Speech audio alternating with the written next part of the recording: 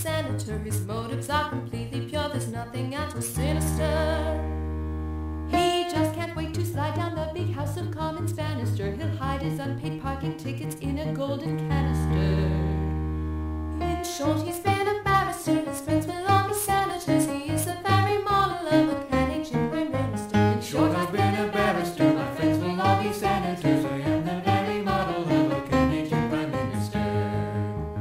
Like Sir John A. Macdonald, he is short on cash but long on style. Like Alexander Mackenzie, he's many stones in a big pie. Like Sir John Abbott, he is not particularly obnoxious. And like Sir John Thompson, he has a deep passion for justice.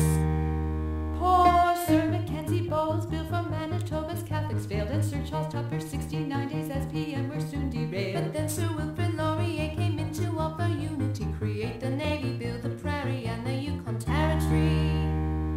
And Laurier is still of note. For 15 years he held the vote. He was the very model of a Canadian Prime Minister.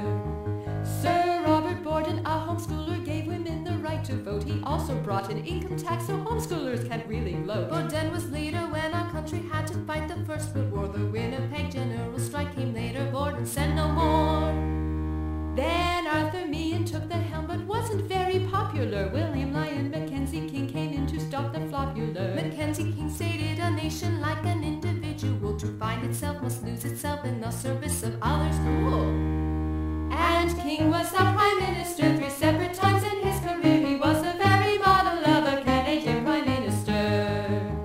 Now R.B. Bennett had a turn at being PM for a while. The Great Depression took its toll, then Willie King was back in style. Mackenzie King stayed on for 3 years after World War II, but then he took his leave, asking Louis St. Laurent to become PM. St. Laurent brought in Newfoundland and the St. Lawrence Seaway too. He passed the act to build a highway coast to coast, our country grew. But liberals like St. Laurent had been in power for many years, and deep the chief was sensing Canadians were ready to switch gears. And even Baker reached new heights. He passed a bill for human rights. He was the very model of a Canadian Prime Minister. When Lester Pearson came to power, he'd won a Nobel Prize by then. He'd change our flag and hold a year-long centennial celebration. In 1966 he gave Canadians our Medicare, but when Pearson retired, the next PM was charming young Pierre. Pierre Elliott Trudeau abolished capital punishment. He spoke against nuclear arms and challenged the establishment. He gave Canadians a special gift, our own constitution. He kept Quebec and Canada and freed our laws from Britain. Trudeau was a free-thinking man who told Canadians, yes we can. He was a very model of a Canadian Prime Minister.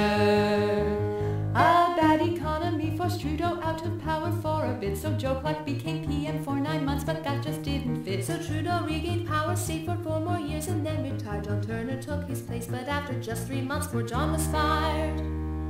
The Tory Brian Mulroney won power by a huge landslide. To pacify Quebec with the Meech Lake Accord he tried and tried. But Trudeau spoke against it, saying Canada it would divide, and in the end 2 provinces did not approve and Meech Lake died.